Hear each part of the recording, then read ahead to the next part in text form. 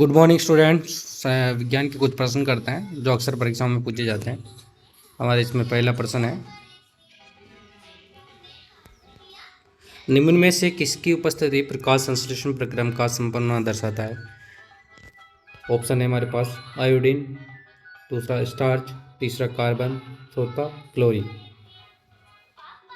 तो प्रकाश संश्लेषण के प्रक्रम हम कैसे पहचानेंगे कि इसमें प्रकाश संश्लेषण हुआ है। तो क्या बनता है प्रकाश संश्लेषण, उसे पहचान सकते हैं अपन। तो प्रकाश संश्लेषण होने से कार्बोहाइड्रेट बनता है और कार्बोहाइड्रेट को क्या कहते हैं हम, स्टार्च भी कहते हैं। क्या कहते हैं, स्टार्च भी कहते हैं। तो प्रकाश संश्लेषण के प्रक्रम के संपन्न होने को दर्शाता है, कौन दर्शाता है, स्टार्च। हमारे प्रश्न का उत्तर, सही उत्तर क्या होगा, स्टार्च होगा। क्या होगा, स्टार्च होगा। ठीक है, अगले प्रश्न पे चलते हैं। कीटोन को अपना आहार बनाने वाली पादप हैं। तो कीटोन को अपना आहार बनाने वाले पादप का क्या नाम है, हमने पढ़ा था पाठ में ही। अच्छा प्रश्न है, संड्यू, गुलाब, तीसरा ऑप्शन अमरवेल और गुड़हल। तो सबको पता है कीटों को अपना आहार बनाने वाले पादप का नाम क्या है, संड्यू। और एक और नाम है जो आप याद करो, कौन सा है। तो संड्यू है जो इसमें है, और इसके अलावा एक और है जिसको हम कहते हैं पिक्चर पादप। ठीक है, एक संड्यू है, इंपॉर्टेंट है, ध्यान रखना। कीटों को अपना आहार बनाने वाले पादप का क्या नाम है, संड्यू। अगला प्रश्न है, रुमिनेंट में सेलुलोज का पाचन कहाँ होता है। तो रुमिनेंट में सेलुलोज का पाचन मुख में, अमाशय में, ग्रसिका में, अंधनाल में। तो रुमिनेंट में सेलुलोज का पाचन कहाँ होता है, मुख में, अमाशय में, ग्रसिका में, अंधनाल में। तो इसका सही उत्तर होगा अंधनाल, याद रखना, इंपॉर्टेंट प्रश्न है ये भी। निम्नलिखित में से किस अंग की भीतरी सतह पर रसांकुर पाया जाता है। तो रसांकुर किस पे पाया जाता है, जिससे कि उसका आयतन बढ़ जाता है और मानव में पाचन, सबसे ज़्यादा पाचन उसी अंग में होता है। तो ऑप्शन है हमारे पास अमाशय, शुद्रांत्र, बृहदांत्र और अग्नाशय। तो रसांकुर कहाँ पाया जाता है, शुद्रांत्र में पाया जाता है। कहाँ पर पाया जाता है, शुद्रांत्र में रसांकुर पाया जाता है। इंपॉर्टेंट प्रश्न है। आगे का प्रश्न देखो, ये अच्छे अच्छे प्रश्न है सारे। निम्नलिखित अवयव का उपयोग थर्मामीटर में किया जाता है। किसका उपयोग थर्मामीटर में किया जाता है, तो सबको याद होगा मेरे हिसाब से। तो पारा, सोडियम दूसरा ऑप्शन है। अगला ऑप्शन है हमारा सोना और जिंक। किसका उपयोग किया जाता है थर्मामीटर में, तो मरकरी या पारा। एक ऐसा धातु है जो कि कमरे के तापमान पर द्रव अवस्था में पाया जाता है, इसी वजह से इसका उपयोग हम थर्मामीटर में करते हैं। अगला प्रश्न है, लकड़ी की एक चम्मच को आइसक्रीम के प्याले में डुबोया जाता है, तो इसका दूसरा सिरा क्या होगा। लकड़ी की है चम्मच, किसकी है चम्मच, ध्यान रखना, लकड़ी की चम्मच को आइसक्रीम के प्याले में डुबोया जा रहा है, तो दूसरा सिरा क्या होगा। तो चालन के कारण ठंडा हो जाएगा, श्रवण के कारण ठंडा हो जाएगा, विकिरण के कारण ठंडा हो जाएगा, ठंडा नहीं होगा। बताओ क्या उत्तर होगा इसका। तो इसका उत्तर होगा ठंडा नहीं होगा, क्योंकि लकड़ी क्या होती है, उष्मा की कुचालक होती है। लकड़ी क्या होती है, उष्मा की कुचालक होती है। लकड़ी क्या होती है, उष्मा की कुचालक होती है। इस वजह से क्या होगा, दूसरा सिरा इसका ठंडा नहीं होगा। तो चालन को समझ लेते हैं। तो चालन किस में होता है, ठोस में या धातुओं में। ठोस धातुओं में उष्मा का जो स्थानांतरण होता है वो चालन से होता है, और द्रव में उष्मा का स्थानांतरण किसके कारण होता है, संवहन के कारण। या वायु में भी जो उष्मा का स्थानांतरण होता है वो संवहन विधि से होता है। और विकिरण एकमात्र ऐसा उष्मा स्थानांतरण की ऐसी विधि है जिसमें माध्यम की आवश्यकता नहीं होती है, तो विकिरण है वो। ठीक है, तीनों को समझ लिया हमने। चालन ठोस में होता है, ठोस धातुओं में। संवहन किस में होता है, वायु में और द्रव में। और विकिरण में कोई माध्यम की आवश्यकता नहीं होती है, ध्यान रखना।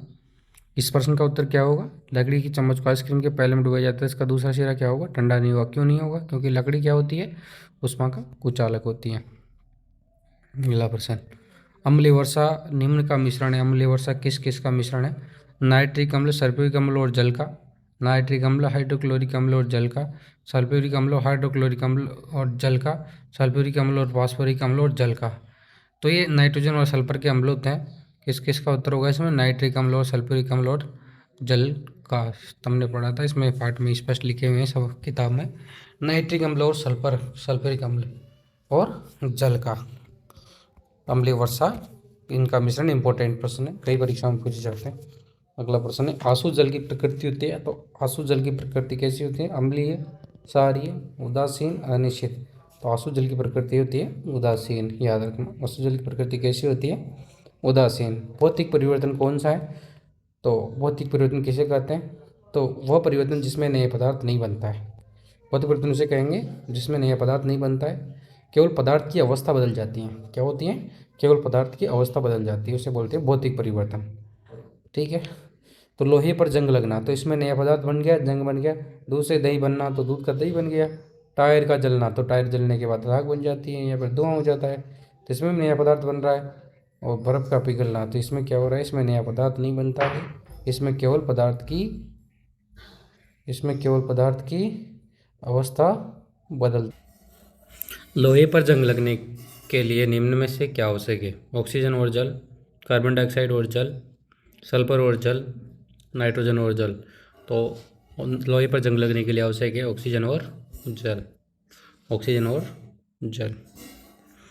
पेशियों में ईंधन उत्पन्न करने के लिए उत्तरदायी हैं। तो पेशियों में ईंधन उत्पन्न होती है कार्बनिक अम्ल से, एल्कोहल से, लैक्टिक अम्ल से, ग्लूकोज से। तो उत्तर क्या होगा? लैक्टिक अम्ल से। मछलियाँ किस अंग से शोषण करती हैं? गिल से, श्वास अंग से, त्वचा से, फेफड़े से। तो गिल होते हैं उसके। मछली को शोषण के लिए क्या होते हैं? गिल। रक्त परिसंचरण की खोज किसने की थी? ग्राहम बेल ने, चार्ल्स बेबेज ने, विलियम हार्वे ने, थॉमस अल्वा एडिसन ने। तो क्या उत्तर होगा इसका? William Harvey. रक्त परिसंचरण की खोज किसने की थी? विलियम हार्वे ने। रक्त का रंग लाल होने के लिए उत्तरदायी वर्णक कौन सा है? Chlorophyll, phloem, haemoglobin, insulin. तो रक्त का रंग लाल क्यों होता है? क्योंकि उसमें हीमोग्लोबिन नामक वर्णक पाया जाता है। अगला प्रश्न है, किस पादप में प्रकीर्णन की क्रिया जंतु द्वारा संपन्न होती है? प्रकीर्णन की क्रिया सहजन में, आँख में, द्विफल में, जैन। तो इसका सही उत्तर क्या होगा? जैंथियम। सही उत्तर क्या होगा इसका? जयंती। किस पादप में प्रकीर्णन के द्वारा जंतु द्वारा संपन्न होती है? प्रकीर्णन का मतलब होता है जैसे कोई यूँ समझ लो आप, कोई पक्षी है जो किसी बीज को खा गया और वो उड़ के किसी दूसरी जगह पे बैठ गया, और वो जैसे मल विसर्जन करता है तो उसमें वो जो बीज निकलते हैं तो वो बीज वहाँ पर उग जाते हैं। तो इस प्रकार से यूँ समझ लो आपकी कि पादपों के फैलाव से हैं, पादप अन्य बहुत सारी जगहों पर उग जाते हैं पर, तो वो प्रकीर्णन है। पादपों का, पौधों के बीजों का फैलना। प्रकीर्णन का अर्थ क्या है? पौधे के पादपों के बीजों का फैलना प्रकीर्णन है, अलग अलग जगहों पर उगना पौधों को। अब वो जंतु के द्वारा होता है। तो जंतु के द्वारा किस में होता है? जैंथियम में। वो जो सहजन और आँख, ये किसके द्वारा होता है इनका प्रकीर्णन? सहजन और आँख का, तो सहजन और आँख का जो होता है हवा से ही हो जाता है इनका। तो प्रकीर्णन किससे हो जाता है? हवा से ही। सहजन, इसी ये बीज बहुत हल्के होते हैं, आंकड़े होते हैं ना अपने, आंकड़ों के बीज बहुत हल्के होते हैं। जैसे हवा आती है तो हवा में उड़ जाते हैं और उड़ने से फैल जाते हैं और दूसरी जगह पर उग जाते हैं। सहजन भी बहुत हल्का बीज होता है, तो ये भी क्या है? हवा में उड़ जाता है। तो ध्यान रखना, जंतुओं के द्वारा संपन्न होने वाले प्रकीर्णन की क्रिया किस में होती है? जंतुओं के द्वारा सहजन जैंथियम में होता है। प्रकीर्णन किस में होता है? जैंथियम होता है। जंतु के द्वारा जैंथियम में, जंतु के द्वारा प्रकीर्णन किस में होता है? जैंथियम में होता है, ध्यान रखना। अगला प्रश्न है, पादपों में निषेचन के पश्चात अंडाशय से विकसित होता है। जब पादपों में निषेचन होता है तो अंडाशय से विकसित क्या विकसित होता है? पत्ती, जड़, तना और फल। तो क्या विकसित होता है इसमें? इसमें होगा अपना उत्तर फल। तो अंडाशय से क्या विकसित होता है? पादपों में निषेचन के पश्चात फल विकसित होता है।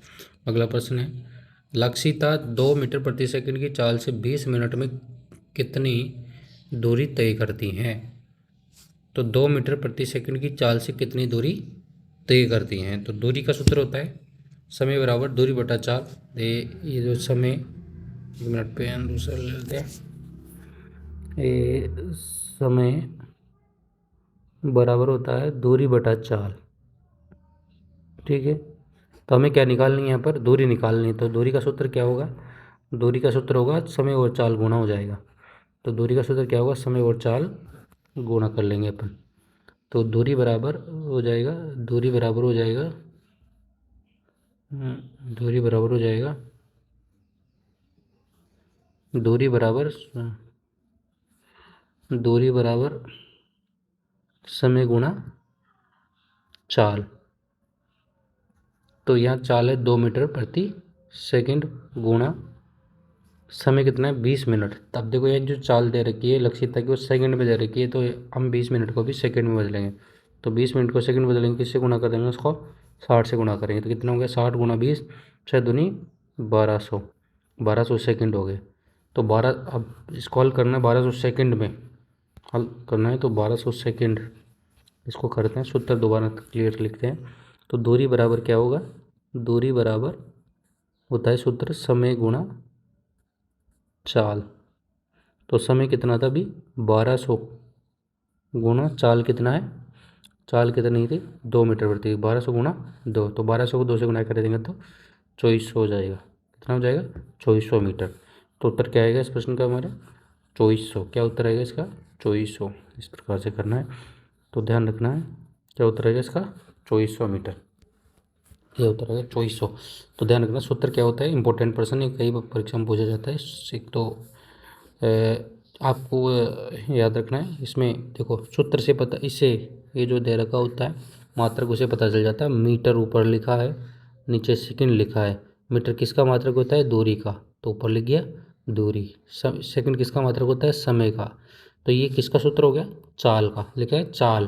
तो चाल बराबर सूत्र क्या हो गया, चाल बराबर हो गया दूरी बटा समय। चाल बराबर क्या हो गया दूरी बटा समय। हमें क्या ज्ञात करना है दूरी ज्ञात करनी है। तो अब दूरी ज्ञात करनी है, तो देखो अब इस समय को चाल से गुणा कर देंगे, दूरी ऊपर बच जाएगी। तो चाल गुणा समय दूरी का सूत्र हो गया। दूरी का सूत्र क्या होगा चाल गुणा समय। दूरी का सूत्र हो गया चाल गुणा समय। तो दूरी बराबर हो गया, दूरी बराबर हो गया चाल गुणा समय, चाल गुणा समय। इसमें ये भी ध्यान रखना होता है अपने को कि ये जो समय दे रखा है ये किस में दे रखा है, हमारे 40 मीटर प्रति सेकंड में है, और ये जो समय है मिनट में है। तो मिनट को किस में बदलना पड़ेगा पहले, मिनट को किस में बदलना पड़ेगा पहले, मिनट को बदलना पड़ेगा अपने को सेकंड में। तो सेकंड बदलने के लिए किससे गुणा करेंगे इसको 60 से। 60 से गुणा करते कितना हो गया 1200। कितना आ गया 1200। कितना आ गया 1200 आ गया। फिर 1200 तो इस समय आ गया। चाल कितनी है 2 मीटर प्रति, तो 2 से गुणा कर लेंगे। तो 1200 को 2 से गुणा किया कितना आ गया 2400 मीटर। कितना आएगा 2400 मीटर। ठीक है, अगले प्रश्न पे चलते हैं।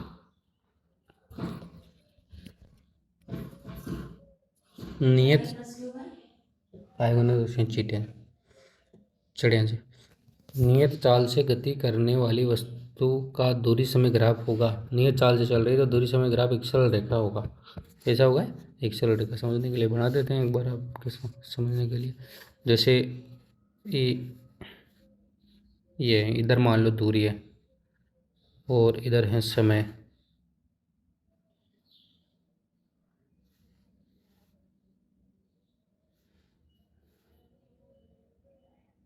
इधर है समय मान लो, ठीक है। तो जैसे फिक्स चाल से चल रही है तो इस प्रकार से ग्राफ बनेगा हमारा। चाल एक ही होगी, इस चाल के लिए ग्राफ होगा। तो क्या कैसी कैसी प्राप्त हो रही है यहाँ पर सरल रेखा प्राप्त हो रही है। कैसी प्राप्त हो रही है सरल रेखा। क्या प्राप्त हो रही है सरल रेखा प्राप्त हो रही है। क्या होगा एक सरल रेखा प्राप्त होगी। क्या होगी सरल रेखा, याद रखना इसको भी। जब किसी तार से विद्युत धारा प्रवाहित होती है, जब किसी तार से विद्युत धारा प्रवाहित होती है तो तब तो जाता है। तो विद्युत धारा का कौन सा प्रभाव है तो तापीय प्रभाव। सीधी सी बात है, कौन सा प्रभाव है विद्युत धारा का तापीय प्रभाव है। क्या कहेंगे इसको विद्युत धारा का तापीय प्रभाव। ठीक है, आगे देखते हैं प्रश्न नंबर 20। प्रदीप्त नलिकाओं से प्रकाश उत्पन्न करने से किस धातु का उपयोग किया जाता है। प्रदीप्त नलिकाओं से प्रकाश उत्पन्न करने के लिए किस धातु का उपयोग किया जाता है। लोहे का, तांबे का, चांदी का, पारा का। तो प्रदीप्त नलिकाओं में से प्रकाश उत्पन्न करने में किस धातु का उपयोग किया जाता है। तो इसका उत्तर होगा हमारा पारा। किसका उपयोग किया जाता है प्रदीप्त नलिकाओं में प्रकाश प्राप्त करने हेतु किस धातु का उपयोग किया जाता है पारे का। तो पारे का एक और उपयोग होता है, आपको याद करो किसमें होता है थर्मामीटर में। ठीक है, मिलते हैं अगले वीडियो में। आगे प्रश्न को और बढ़ाएंगे, 100 प्रश्न करेंगे हम, 20 प्रश्न कर लिए। ठीक है, तो वीडियो थोड़ा लंबा हो जाएगा नहीं तो। Thank you so much.